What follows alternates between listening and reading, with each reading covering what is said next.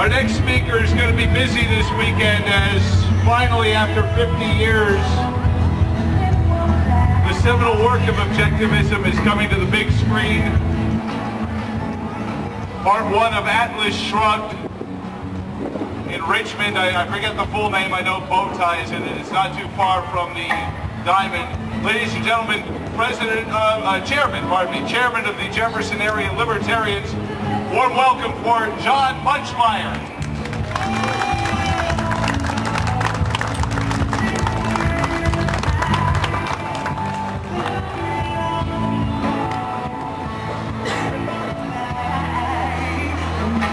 Title of my speech, Wisely Deciding What We Cannot Afford. I'm going to start with a couple of the heavy hitters, the large budget items: Medicare, Medicaid, Social Security, insecurity.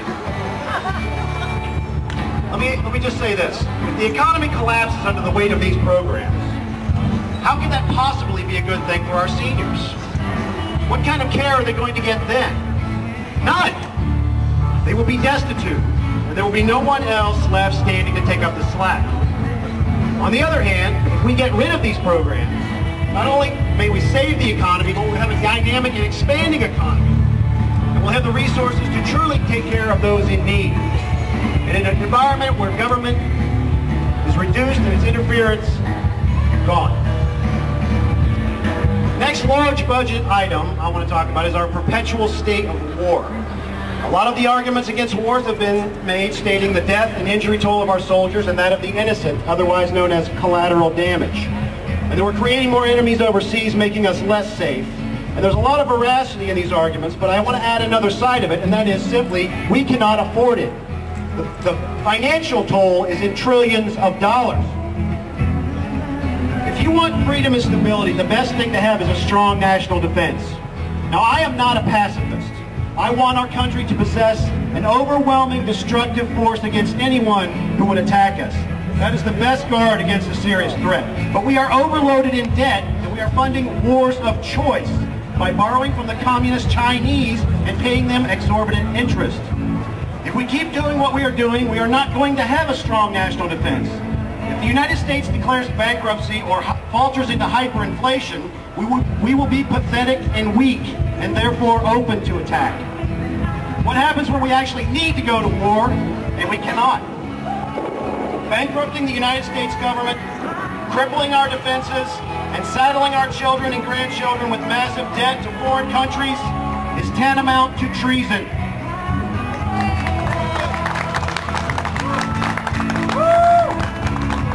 Now, I'd like to address a couple smaller dollar amounts in the budget, but they have a big detrimental impact on our freedoms.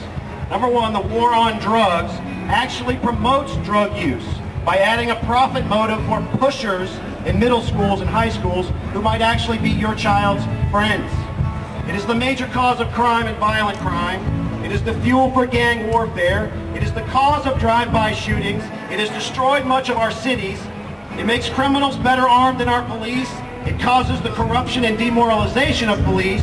It causes a disrespect for law. It shreds the Bill of Rights.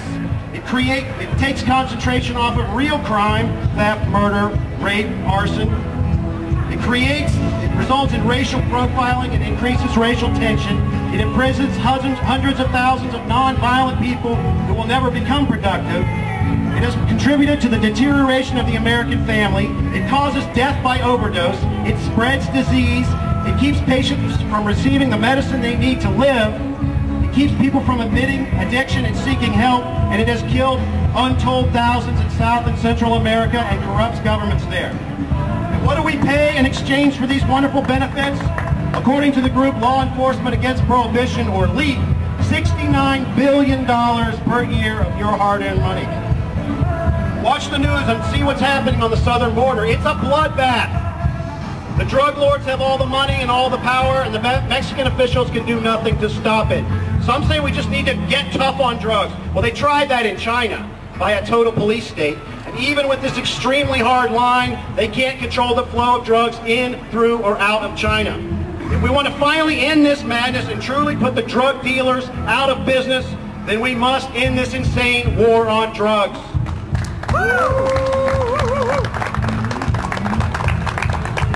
Next item. The United Nations is taking up valuable real estate in Manhattan. Our country has no business being involved in a corrupt organization of socialists, terrorists, despots, and miscreants. Remember the oil for food scandal, among others? That should have been the death knell for the United Nations if we had any sense. The UN is far too dangerous to keep around. It threatens our sovereignty.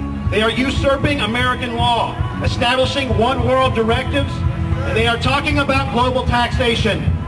We do not want their counsel. We will not be subjected to their edicts. We do not want one more penny of our hard-earned money going into that sewer.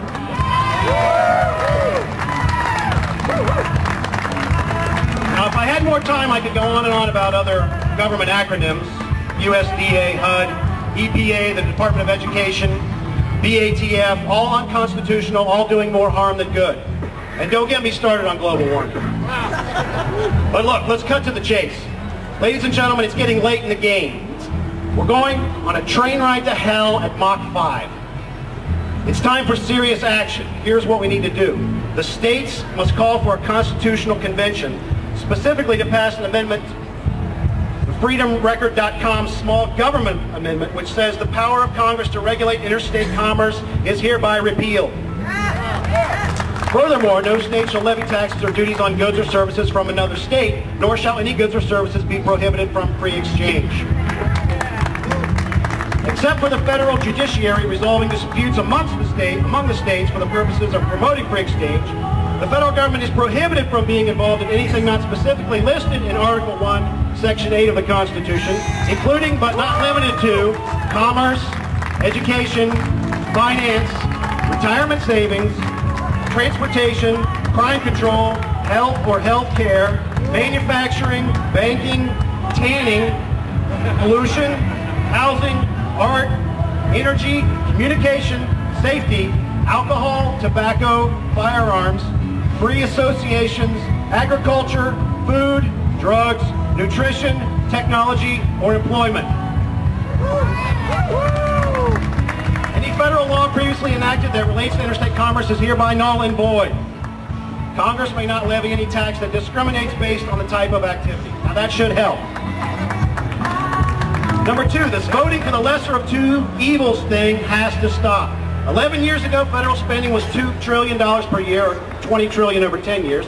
Now one side wants to spend $40 trillion over 10 years, and the other side wants to spend $46 trillion over 10 years. If you vote for the lesser of, and they want to call it cutting the budget, $40 trillion. If you vote for the lesser of two evils, you are still voting for evil. You may slow your velocity from Mach 5 to Mach 3, but you still have the same fiery destination. We need to implement instant runoff voting where you rank your candidates in order of preference so it is known how you would vote in a runoff election. No one should ever be elected with less than 50% of the vote. This eliminates the wasting your vote syndrome. Major parties should use it in their primaries, and we need it in general elections. Otherwise, we will continue to elect wishy-washy quasi-socialists, and we simply cannot afford that any longer. So when it doesn't matter what comes out of a politician's lips at election time. We must say and mean, if you are not walking the walk, you will not get our vote, period. Now, some are disgruntled and say it's hopeless. It's going to collapse, and there's nothing we can do about it. Now, whether or not that comes to pass, to those who feel that way, I say, that does not change what we have to do. There's no evidence that what comes after this will be any better as far as freedom is concerned, and in all likelihood, it will be much worse. So number three is we must renew our commitment with vigor to espouse the virtues of individual liberty to friends, neighbors, and others. You could come to the Jefferson Area Libertarians tax protest event Monday, the 18th from 3:30 to 5:30 p.m. or 3:30 to 5 p.m. But we have to get more involved in the political arena. If it does collapse, then we need more people than ever to understand that our rights come from God and men may not take them away. We need people to be prepared and not afraid and succumb to government solutions. Fear is what the one world government crowd is banking on. So in closing, let me say this. We love this land and the freedoms that have been bestowed upon us. Let us leave here today with a rejuvenated conviction to save that cherished gift. Thank you.